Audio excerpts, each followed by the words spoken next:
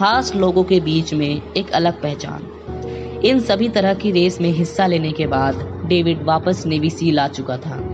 वहीं सर्जरी के कारण आए लंबे अंतराल की वजह से डेविड का वजन अब काफी बढ़ चुका था।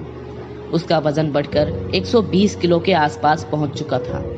हालांकि डेविड की कसरत अब पहले से काफी कम हो चुकी थी, लेकिन अब भी उसके अंदर का जज्बा पहले जैसा ही था।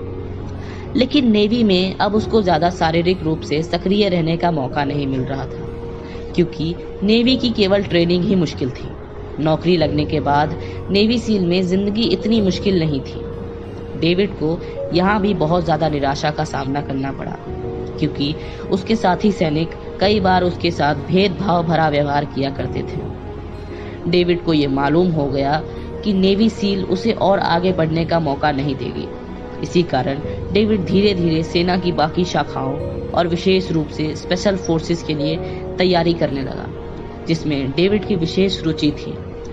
डेविड को ये पता चला कि इसके लिए आर्मी रेंजर स्कूल सबसे अच्छी जगह है, इसीलिए वो कोशिश करने लग गया कि उसे आर्मी रेंजर स्कूल में जगह मिल जाए। आखिरकार उसे इस स्कूल में जगह मिल ही गई। डेविड रेंजर स्कूल में भी कड़ी ट्रेनिंग से गुजरा। इसके अलावा स्कूल में उस साल 308 उम्मीदवारों में से केवल 96 उम्मीदवार ही इस ट्रेनिंग को पास कर पाए थे। इस कड़ी ट्रेनिंग के बाद डेविड का वजन भी तेजी से गिरने लगा।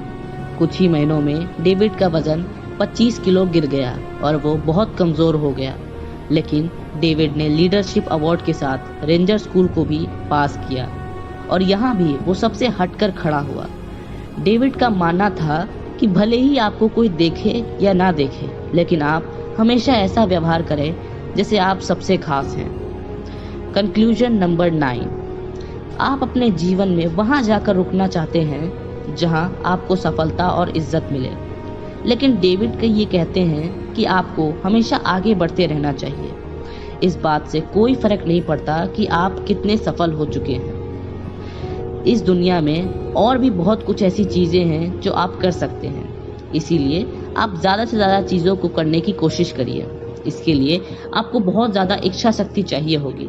आपको लगातार प्रयास करने होंगे। आप संघर्ष को अपना साथी बनाने की ठान लें और आप वहीं से अति विशिष्ट बनेंगे।